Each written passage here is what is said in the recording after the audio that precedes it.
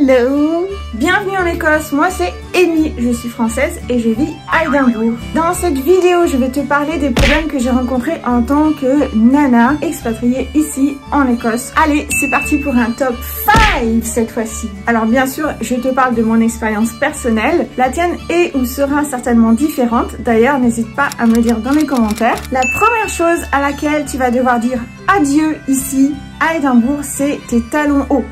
Amy, grouille-toi. J'arrive! Youpi!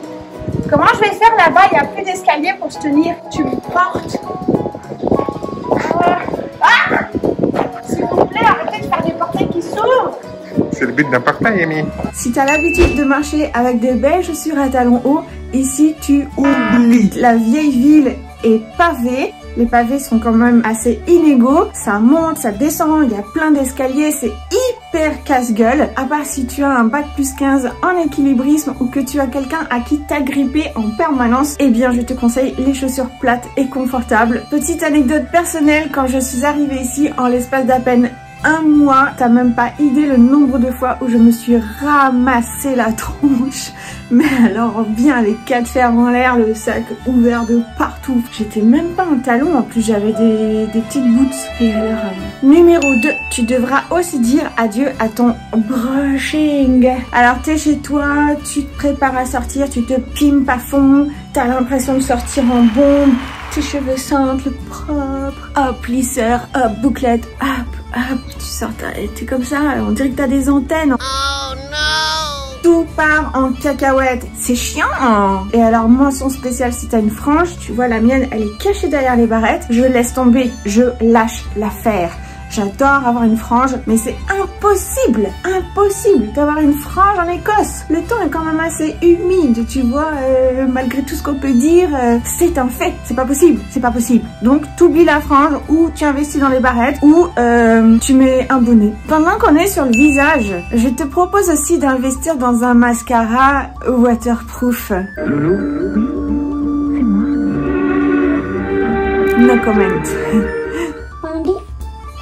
Et quand enfin t'as l'impression que tu sors et que t'es potable, tu te fais draguer par des Écossais. Et là, ça peut vite être le drame. Parce que si tu n'es pas habitué, certains peuvent avoir un accent assez prononcé. Les Écossais ont leur accent d'Écosse, que moi j'adore personnellement, je trouve génial. J'ai un ami écossais par exemple qui vit à Glasgow, il m'arrive encore de pas comprendre, mais genre du tout ce qu'il me raconte. Donc pour faire la polie, moi je dis oui.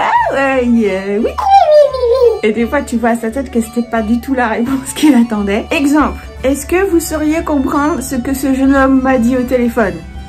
I really fancy you, so how about it? Je vous le repasse? I really fancy you, so how about it?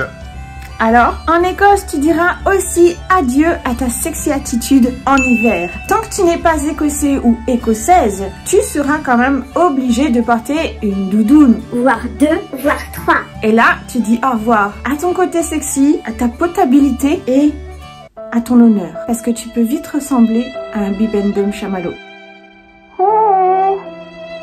Et sinon, j'adore être ici, c'est vraiment génial. Putain, je vais mourir. J'en veux plus, ça fait du bien. Tu risques aussi probablement de dire adieu à ta ligne. Petite anecdote personnelle encore une fois, depuis que je suis arrivée ici en Écosse, bon, il y a eu le confinement, bla bla bla. Entre temps, j'ai arrêté le sport, mais j'ai surtout découvert quoi? Le rayon chips. Des kilomètres et des kilomètres de rayons de chips dans chaque petit supermarché d'Édimbourg. Et j'ai découvert surtout les chips au vinaigre. Et depuis, j'ai un petit peu implosé. C'est la vie. Je poste régulièrement des vidéos sur l'Écosse. Tu peux voir par exemple la dernière ici, ou ce sera peut-être là, je ne sais pas. Donc n'hésite surtout pas à venir t'abonner à la chaîne, à mettre des petits pouces en l'air pour m'encourager, ça fait toujours plaisir et c'est gratuit. À me dire dans les commentaires ce qui t'a le plus étonné ou ce que toi-même tu as vécu en venant ici. Et je te dis à très bientôt pour de nouvelles aventures écossaises. Bye!